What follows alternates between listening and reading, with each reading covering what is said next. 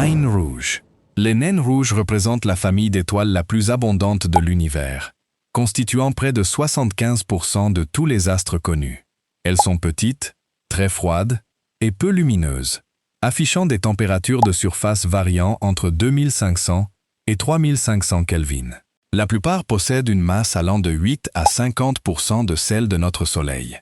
Consumant leurs réserves d'hydrogène à un rythme incroyablement lent, elles bénéficient d'une espérance de vie prodigieuse, pouvant briller 1000 milliards d'années. L'univers n'ayant que 13 milliards 800 millions d'années, aucune naine rouge n'a encore eu le temps de s'éteindre complètement. Naine orange. Aussi appelée étoile de la séquence principale de type K, les naines oranges se trouvent juste entre les naines rouges et les étoiles comme le Soleil en taille et en chaleur. Avec des températures allant de 3500 à 5000 Kelvin, elles représentent 60 à 80% de la masse solaire. Ce sont d'excellentes candidates pour abriter des exoplanètes habitables. Elles sont beaucoup plus stables que les naines rouges, produisant moins d'éruptions solaires destructrices. De plus, leur espérance de vie incroyable, oscillant entre 15 et 30 milliards d'années, offre amplement le temps nécessaire à la vie pour se développer sereinement. Naine jaune. Notre Soleil fait exactement partie de cette fascinante catégorie d'astres, que l'on appelle étoiles de la séquence principale de type G. Leur température oscille généralement entre 5000 et 6000 Kelvin, ce qui en fait les étoiles les mieux étudiées par la science. Curieusement, malgré leur nom, elles sont d'un blanc éclatant vu de l'espace. Si nous les percevons jaunes, c'est uniquement parce que notre atmosphère terrestre disperse les longueurs d'onde plus courtes. Leur vie dure environ 10 milliards d'années. Notre propre étoile, âgée de 4 milliards 600 millions d'années, se trouve au milieu de sa vie et finira par gonfler dramatiquement. Naines blanches. Ce ne sont plus des étoiles en activité, mais plutôt les cadavres résiduels d'astres ayant épuisé tout leur combustible et expulsé leur couche externe. Une naine blanche a approximativement la taille de notre Terre, tout en conservant une masse similaire à celle du Soleil. Cela la rend incroyablement dense. Une simple petite cuillère de cette matière pèserait environ 5,5 tonnes sur notre planète. Dépourvues de fusion nucléaire, elles n'ont plus aucune source d'énergie et se contentent de refroidir très lentement pendant des milliards d'années. Un jour, elles deviendront totalement obscures, bien que l'univers soit encore trop jeune pour cela. Naine bleue. Contrairement aux autres astres, la naine bleue reste une étoile totalement théorique qui n'existe encore nulle part dans le cosmos. Selon les lois de la physique, elles se formeront uniquement lorsqu'une naine rouge arrivera à la toute fin de ses réserves d'hydrogène. Au lieu de se dilater massivement pour devenir une géante rouge, la naine rouge verra sa température et sa luminosité augmenter très progressivement. Ce réchauffement interne modifiera sa teinte, passant du rouge au bleu éclatant. Toutefois, comme les naines rouges vivent infiniment plus longtemps que l'âge actuel de l'univers, il faudra patienter très longtemps avant d'en voir une. Naine brune. Ces objets cosmiques se sont formés comme des étoiles classiques, mais ils n'ont jamais rassemblé la masse nécessaire pour déclencher une véritable fusion d'hydrogène dans leur cœur. Flottantes entre les plus grosses planètes gazeuses et les plus petites naines rouges, elles pèsent entre 13 et 80 fois la masse de Jupiter. Bien qu'incapables de brûler de l'hydrogène normal, elles fusionnent parfois du deutérium. Faute d'énergie durable, elles se refroidissent inexorablement et finissent par s'assombrir. Leurs températures de surface descendent parfois très bas, rendant certaines naines brunes plus froides que de simples planètes, ce qui les rend extrêmement difficiles à repérer dans l'obscurité spatiale. Sous-naine. Ce type d'étoile brille beaucoup moins fortement que les étoiles habituelles de la même catégorie spectrale. Cette étrange différence s'explique par leur composition, car elles contiennent nettement moins d'éléments lourds. Leurs couches extérieures sont donc plus transparentes, ce qui les fait paraître plus sombres et plus bleus que prévu. Ce sont des objets exceptionnellement vieux, errant souvent dans le lointain halo de notre galaxie. Leur faible concentration en métaux indique sans ambiguïté qu'elles se sont formées aux origines mêmes de l'univers, à une époque très reculée où les éléments lourds indispensables n'existaient pas encore dans le vaste espace interstellaire. Géantes bleues. Ce sont d'énormes étoiles brûlantes dont les températures de surface dépassent très facilement les 10 000 Kelvin. Extrêmement lumineuses, Elles peuvent briller des dizaines de milliers de fois plus fort que notre modeste Soleil. Le terme englobe diverses phases d'évolution, allant d'étoiles jeunes et massives à d'autres plus anciennes. Toutefois, cette puissance lumineuse a un coût terrifiant. Elles consument leur colossale réserve d'hydrogène à une vitesse hallucinante. Par conséquent, leur existence est incroyablement courte par rapport aux étoiles plus petites, ne brillant généralement que pendant quelques petits millions d'années, avant de trouver une fin souvent tragique et extraordinairement violente. Géantes rouges.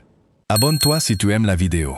Ces étoiles vieillissantes ont fini de consommer l'hydrogène de leur cœur et fusionnent ce gaz dans une coquille extérieure. Ce processus dramatique dilate violemment l'astre, multipliant son rayon par des centaines de fois. Malgré leur taille spectaculaire, elles restent relativement froides, mesurant entre 3500 et 5000 Kelvin, ce qui donne cette couleur rouge. Notre Soleil subira d'ailleurs ce même sort funeste dans environ 5 milliards d'années. Engonflant, il s'élargira au point de dévorer complètement les orbites de Mercure, de Vénus, et engloutira très probablement la Terre. Supergéante bleue. Nous avons ici affaire aux astres les plus brûlants et les plus éclatants de tout l'univers observable. Affichant des températures variant entre 10 000 et 50 000 Kelvin, elles brillent des centaines de milliers de fois plus que notre Soleil.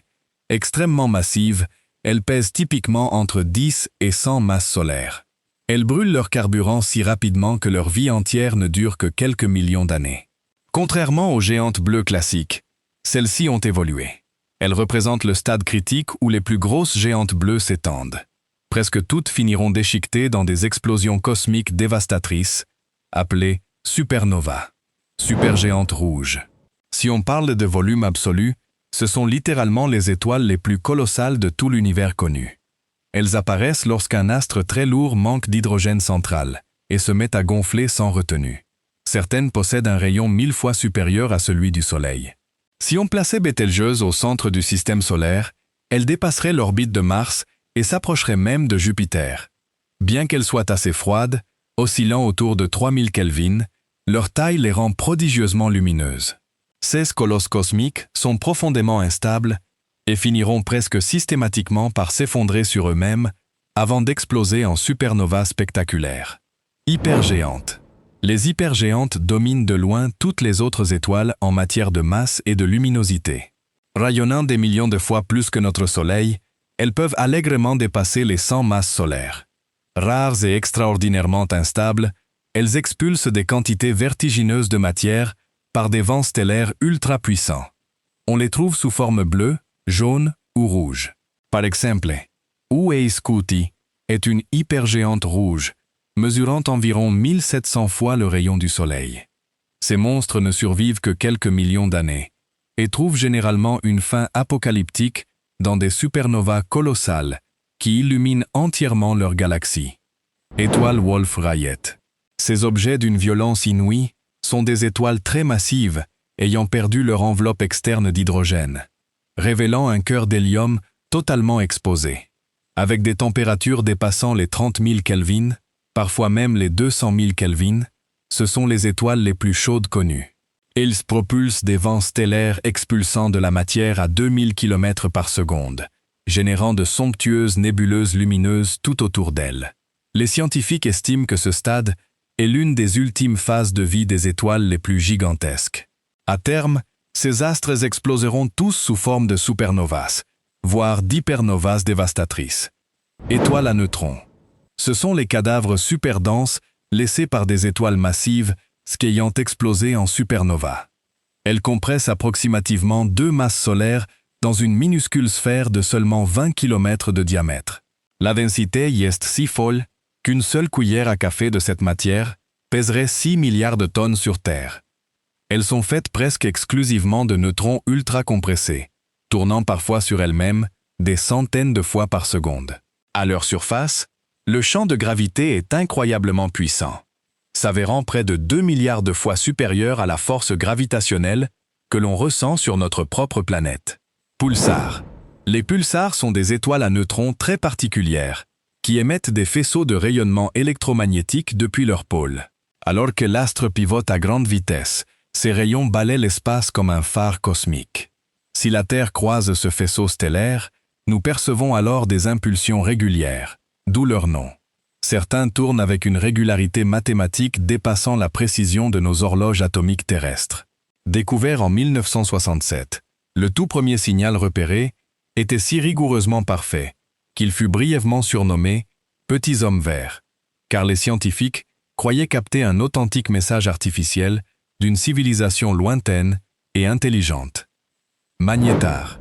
Voici des étoiles à neutrons, possédant des champs magnétiques absolument terrifiants, 1000 fois plus puissants que ceux d'une étoile à neutrons classique, et 1 million de milliards de fois supérieurs à celui de la Terre. Si un magnétar se tenait entre nous et la Lune, il effacerait instantanément toutes les cartes bancaires du monde entier. En 2004, un magnétar lointain a relâché une éruption fulgurante, émettant en 1/10 de seconde plus d'énergie que notre propre Soleil en 100 000 ans. L'impact a même pu perturber notre ionosphère, malgré une distance ahurissante de 50 000 années-lumière. Trous noirs. Bien qu'ils ne soient pas vraiment des étoiles, ils proviennent directement des restes des objets les plus massifs de l'univers. Quand une étoile de 20 masses solaires s'effondre, sa gravité devient si extrême que rien, pas même la lumière, ne s'échappe. Cette sinistre frontière sans retour se nomme l'horizon des événements. Les trous noirs stellaires pèsent des dizaines de masses solaires, tandis que les supermassifs au cœur des galaxies en contiennent des milliards.